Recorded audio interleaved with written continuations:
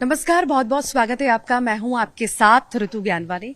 महाकुंभ की शुरुआत हो चुकी है और महाकुंभ की शुरुआत हुए 3 दिन हो चुके हैं। बीते 2 दिनों में एक नाम की बहुत चर्चा हो रही है और वो नाम है हर्षा रिछारिया, जिस नाम पर लगातार कई सारे सवाल भी हैं। कोई नाम बड़ा होता है तो सवाल भी कई सारे जुड़ जाते हैं उससे। सबसे पहले सवाल यही करते हैं कि आखिर जो साध्वी नाम जुड़ रहा है, क्या वाकई में वो साध्वी हैं, बनी है या बनने वाली है? हर्षा जी, बहुत स्वागत है आपका। Thank you so much. और रही बात साध्वी की, तो मैं साध्वी नहीं हूँ। मुझे जो साध्वी का टैग दिया गया है, टाइटल दिया गया है, ये मुझे लगता है कि अभी मुझे देना उचित नहीं है, क्योंकि मैं ना उस जर्नी पे हूँ। अभी मैंने ऐसा कुछ सोचा भी नहीं है, मेरे गुरुदेव की आज्ञा भी नहीं है, तो अभी कुछ भी नहीं है। जो साध्वी बनने के लिए एक कठोर तपस्या से व्यक्ति को गुजरना पड़ता है। एक नॉर्मल इंसान से साध्वी तक का जो सफर है ना, वो इतना इजी नहीं है कि आपने सिर्फ नाम देने से कोई साध्वी बन जाए। ऐसा पॉसिबल बिल्कुल भी नहीं है। तो ना मेरा कोई संस्कार हुआ है, ना मैंने साध्वी के लिए कोई साधना की है, कोई तपस्या की है, ना दीक्षा ली है। तो अभी मेरी सिर्फ नॉर्मल एक गुरु दीक्षा हुई है, मंत्र दीक्षा हुई है, और मैं उसी को फॉलो कर रही हूँ। जब आप घर से निकले सब छोड़कर, यहाँ आपने कुछ सोचा होगा कि नहीं, अब जो बाहरी दुनिया है या दिखावट है, इसे त्यागना है। चूंकि आप फ्रीलांसर भी रह चुकी हैं, एज ए मॉडल भी काम कर चुकी हैं और भी कई सारी चीजें आप कर चुकी होंगी।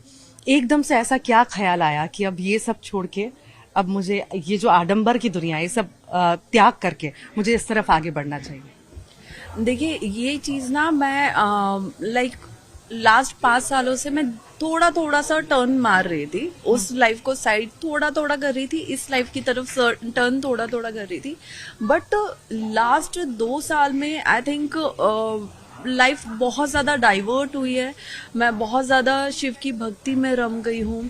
फिर मुझे मेरे गुरुदेव का भी सानिध्य मिला, और उनके सानिध्य के साथ फिर मुझे लगता है कि मैं और ज़्यादा, जो मेरे माइंड में क्वेश्चंस थे, जो एक होता ना कि हम नॉर्मल पर्सन है, हम एक साधारण मनुष्य है, हमारे दिमाग में बहुत सारे सवाल रहते हैं, बहुत सारी चीज़ें हम जानना चाहते हैं, एक उत्सुकता रहती है। वो कहीं ना कहीं धीरे धीरे गुरुदेव ने मुझे बहुत सारी चीज़ें सिखाई है, समझाई है, मेरे सवालों को शांत किया है। तो जब आप धीरे धीरे चीज़ों के बारे में जानने लगते हैं, उनकी थोड़ी थोड़ी गहराई में थोड़ा थोड़ा सा उतरने लगते हैं, तो आप उसमें उतना इन्वॉल्व फील करते हैं। बहुत कम उम्र में ये सारी बाहरी जो चीजें हैं, दुनिया है, इसे त्याग देना, इस तरफ चल पड़ना, ये जो आप शुरू कर रही हैं, जिस तरफ आगे बढ़ रही हैं, ये कहीं ना कहीं आज के युवा के लिए भी बहुत सारे मैसेज देगा। आखिर आप क्या मैसेज देना चाहेंगे अपनी तरफ से? देखिए, मुझे लगता है, मेरा जब मैं सोशल मीडिया पे लास्ट 2 साल में वीडियोस बना रही थी, और मैं मोस्टली धर्म से जुड़ने के लिए, उसके बारे में बताने के लिए, अपनी संस्कृति के बारे में बताने के लिए मैं लोगों को बहुत ज़्यादा प्रेरित कर रही थी। तो अब मुझे लगता है कि लोग उसको समझ पा रहे हैं, लोग उसको जानना चाह रहे हैं। और अब सबसे ज़्यादा खुशी की बात यह है कि हमारे देश में ही नहीं बल्कि विदेशों में भी अब सनातन धर्म की एक लहर चल रही है। लोग वहाँ पे भी विदेशी उससे जुड़ना चाहते हैं, उसे समझना चाहते हैं, उसमें इन्वॉल्व होना चाहते हैं। वरना यूं ही नहीं महाकुंभ, इस भव्य कुंभ में इतने विदेशी श्रद्धालुओं की भीड़ होती। आपने कई बार देखा होगा, इस राह पे चलते हैं तो अड़चनें काफी सारी आती हैं। जरूरी नहीं है कि घर परिवार वाले हमारे सपोर्ट में खड़े हों, हमारे दोस्त हमारे सपोर्ट में खड़े हों। आपको कैसी अड़चनें आई, या वाकई में परिवार भी आपके साथ है कि नहीं, तू कर, हम तेरे साथ हैं? नहीं, मैं इस चीज़ में बहुत भाग्यशाली हूँ, बहुत लकी हूँ कि मेरी फैमिली हमेशा, जब मैं अपने प्रोफेशनल लाइफ भी जी रही थी और आज मैं इस अध्यात्म की राह पे भी हूँ, मेरी फैमिली ने मुझे हर जगह बहुत सपोर्ट किया है। इनफैक्ट मेरे बहुत क्लोज कुछ फ्रेंड्स हैं जो मुझे बार बार यही समझा रहे हैं कि देखो, जितने भी नेगेटिव कमेंट्स चल रहे हैं, नेगेटिव चीज़ें चल रही हैं, ट्रोलिंग चल रही है, उसको बिल्कुल तुम देखो ही मत, क्योंकि लोगों का काम है कुछ, आप अच्छाई की राह पे आगे बढ़ते हो तो लोग पीछे थोड़ा तो खींचते ही हैं। तो मेरे जितने अपने हैं वो सब मुझे हर तरीके से सपोर्ट कर रहे हैं। घर परिवार आपका भोपाल में ही है? हाँ जी। झांसी में भी आप रही, भोपाल से कैसा आपका जुड़ाव है? भोपाल जाती रहती होंगी, कैसा लगता है? और भोपाल से जोड़ करके बाकी सारी चीजें देखें, वहां के लोगों के लिए कोई मैसेज? देखिए, मैं भोपाल में रही हूँ। मेरी स्कूलिंग, मेरा कॉलेज लाइफ सब भोपाल। इवन मैंने जो एंकरिंग की शुरुआत की थी वो भी भोपाल से ही हुई थी। तो भोपाल से मेरा एक खासा जुड़ाव है ज़िंदगी का, क्योंकि आप अपनी रूट्स को नहीं भूलते हैं कभी भी। तो मेरी फैमिली अभी भी भोपाल में रहती है एंड लाइक वहाँ अभी मैं जाती हूँ, लेकिन अभी मैं फ्रीक्वेंटली नहीं जा पाती हूँ। मैं 3-4-5 महीने में 1-2 दिन के लिए जा पाती हूँ, वो भी जब मुझे कोई काम होता है तब जाना होता है। तो भोपाल एक बहुत खूबसूरत शहर है, झीलों की नगरी है, सब जानते हैं। वहाँ के लोग भी बहुत प्यारे हैं और वहाँ के लोग भी अब मुझे बहुत सपोर्ट कर रहे हैं। बहुत ज़्यादा वहाँ से भी सपोर्ट आ रहे हैं, वीडियोज़ आ रहे हैं, बहुत सारी चीज़ें हो रही है। तो वहाँ के लोगों से जुड़ाव तो है। कोई नाम चर्चा में आता है तो सवाल भी बहुत सारे खड़े होते हैं। तो सवाल यहाँ पर ये भी है कि कई बार ये भी सवाल आते हैं, जैसे ट्रोलिंग की भी आपने बात कही, कुछ नेगेटिव भी आएंगे, पॉजिटिव भी आएंगे। ये भी है कि लाइमलाइट में आने के लिए सिर्फ ये है या वाकई में आप इस राह पर और आगे बढ़ना चाहती हैं? देखिए, ये सवाल मुझसे बार बार किया जा रहा है एंड अच्छी बात है। जितने ज्यादा सवाल उठते हैं आप उतनी चीजों को क्लियर कर पाते हैं। अगर सवाल ही नहीं उठेंगे तो फिर आप कैसी चीजों को समझा पाएंगे, राइट? तो लाइक मैंने जो अभी मैं निश्चय लेके आई थी, और ये निश्चय मैं पहले ही ले चुकी थी 1-1.5 साल पहले, कि मुझे सनातन धर्म के लिए काम करना है, मुझे सनातन संस्कृति के लिए काम करना है और मुझे ज्यादा से ज्यादा समाज में हमारे धर्म और संस्कृति के लिए जागरूकता फैलानी है, युवाओं को इससे जोड़ना है। मुझे लगता है अगर मैं 5% की आबादी को भी, मैं 5% की बात कर रही हूँ कि 5% आबादी को भी मैं थोड़ा सा कहीं ना कहीं जागरूक कर पाई ना, तो मैं अपने जीवन को लाइक कृतार्थ मानूंगी कि हाँ, मैंने कुछ तो किया अपने धर्म के लिए। पाठ पूजा, सनातन में बहुत ज्यादा बिलीव होना, ये सारी चीजें, यहाँ साध्वी बनना या उस राह पर चलना, ये इसके साथ साथ क्या ये भी ठीक है?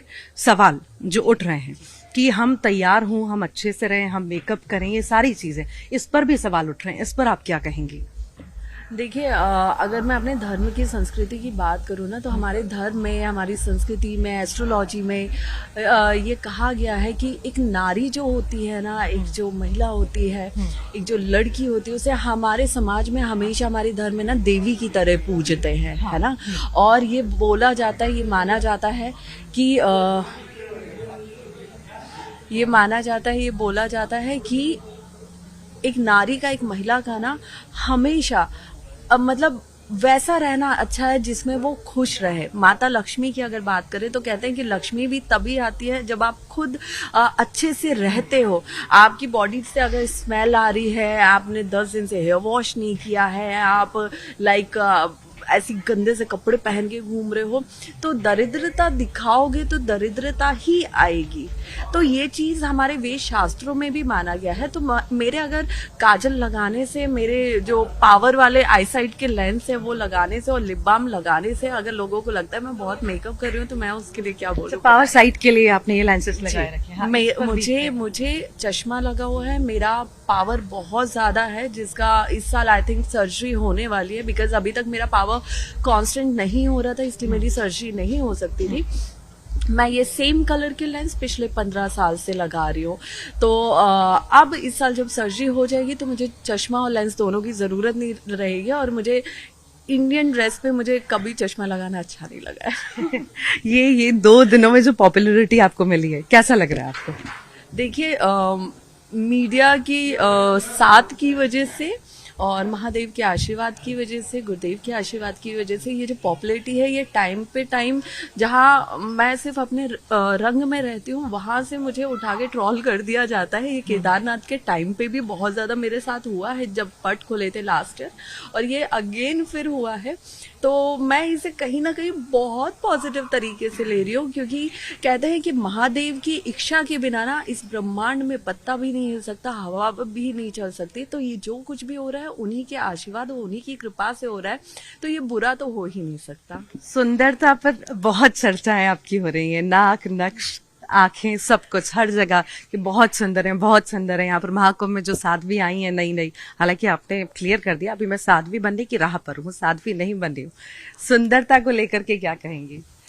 देखिए, सुंदरता ये मुझे नहीं पता था कि मैं इतनी भी कोई खास अच्छी हूँ, जितना मुझे मीडिया के थ्रू और सोशल मीडिया के थ्रू पता चल रहा है। तो ये अच्छा भी है, लेकिन मुझे लग रहा है मुझे नजर भी लग रहा है। ईश्वर की ये भी कृपा है कि कदकाठी नाक नक्श सब कुछ अच्छा दिया, सब उसी के लिए शुक्रगुजार हैं आप। बिल्कुल, मैं पूरी तरह से महादेव की, गुरुदेव की, हर चीज में मेरे माता पिता की शुक्रगुजार हूँ कि आज मैं जहाँ भी हूँ, जैसी भी हूँ, जिस तरीके से हूँ और जैसे लोग मुझे देख रहे हैं, मेरी प्रशंसा कर रहे हैं, ये सब इनके बिना अधूरा रहता, होता ही नहीं ना। अब क्या लग रहा है आने वाले समय में कितना चैलेंजिंग रहने वाला है आने वाला समय आपका अभी को देख करके? देखिए, आने वाला समय मुझे नहीं पता कैसा होगा, कोई भी नहीं जान सकता कि आने वाले वक्त में क्या होगा और क्या नहीं होगा।